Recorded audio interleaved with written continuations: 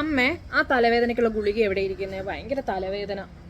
തലവേദന എങ്ങനെ വരാതിരിക്കും? തലവേദന എങ്ങനെ വരാതിരിക്കും? ഈ തള്ളമാരത്ത് കിടന്ന് ചാടിന ചാട്ട് കുറച്ചൊക്കെ കുറയ്ക്കണം. തള്ളമാരായോണ്ട് ഇതൊക്കെ സഹിക്കുന്ന. ഇല്ലാന്നുണ്ടെങ്കിൽ ഉണ്ടല്ലോ നാക്കിന് ഇത്ര നീളമാണ്, ഇത്ര നീളം. അപ്പം നിനക്ക് തലവേദന വന്നില്ലെങ്കിലേ അതിശയുള്ളൂ. സമയത്തിന് എണീക്കൂല, കുളിക്കൂല, 2-3 ദിവസം കൂടുമ്പോഴൊന്നും കുളിക്കുന്നത്. ആ തലയിൽ ചൂട് കയറിയിട്ടാണ് ഈ തലവേദന ഇത്രയും വരുന്നത്.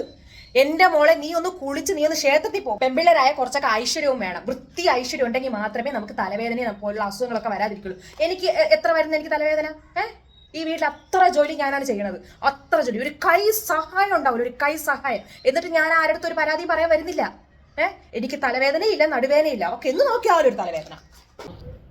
എൻ്റെ മോളെ, നീ ഈ തലവേദനയ്ക്ക് മരുന്നൊന്നും കഴിക്കാൻ നിൽക്കല്ലേ. നീ വാ, കുളിച്ചിട്ട് വാ, നമുക്ക് ആ ക്ഷേത്രത്തിലോട്ട് പോകാം. ആ പോറ്റിയെ കൊണ്ടൊരു നൂലൊക്കെ ജപിച്ച് കെട്ടിച്ചാൽ തീരാവുന്ന പ്രശ്നമേ ഉള്ളൂ. കഴിഞ്ഞ ആഴ്ച കെട്ടിയത് കറുത്ത നൂലെന്ത് ചെയ്തത്? അത് അഴിച്ചു കളഞ്ഞാ? ചുമ്മാതാണ് നിനക്ക് തലവേദന വന്നത്. അതുകൊണ്ട് തന്നെ തലവേദന വന്നത്. ആരോട് പറയാൻ, ആരോട് കേൾക്കാൻ? പലപ്പോഴും പറഞ്ഞിട്ടുണ്ട്, പുറത്തോട്ട് ഇറങ്ങുമ്പോൾ ഇത്രയധികം ഒരുക്കൊന്നും വേണ്ട, മാന്യമായിട്ട് പോയാൽ മതി.